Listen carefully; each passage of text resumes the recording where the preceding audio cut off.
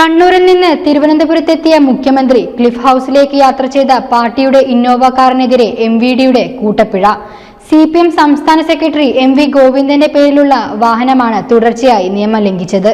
കണ്ണൂരിൽ നിന്ന് ഇന്നലെ തിരുവനന്തപുരം വിമാനത്താവളത്തിലെത്തിയ പിണറായി വിജയൻ ക്ലിഫ് ഹൗസിലേക്ക് യാത്ര ചെയ്യാൻ ഉപയോഗിച്ച CPM സംസ്ഥാന സെക്രട്ടറിയുടെ പേരിലുള്ള വാഹനം തുടർച്ചയായി ഗതാഗത നിയമം ലംഘിച്ചുവെന്ന് വിവരം.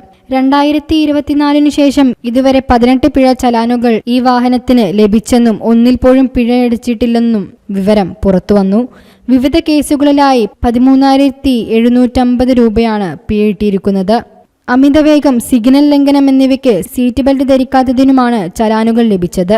സീറ്റ് ബെൽറ്റ് ഇടാതെ യാത്ര ചെയ്തതിന് 12 തവണ 500 രൂപ പിഴ ഈടാക്കിയിട്ടുണ്ട്. 2025 ജനുവരിയിൽ കോവളം കാരോട് ദേശീയപാതയിൽ 120 കിലോമീറ്റർ വേഗത്തിൽ പോയതിനും പിഴ ചുമത്തിയിട്ടുണ്ട്.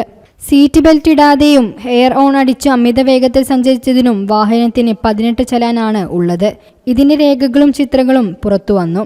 സംസ്ഥാനത്തുടനീളം നിയമം കാറ്റിൽ പറത്തി ഈ വാഹനം സഞ്ചരിച്ചതായി രേഖകളിൽ കാണാം. News desk media vision.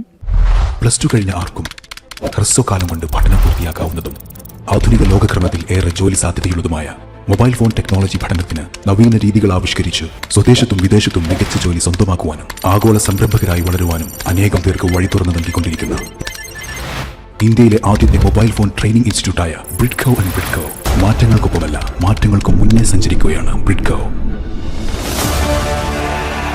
And Bridco, be one step ahead.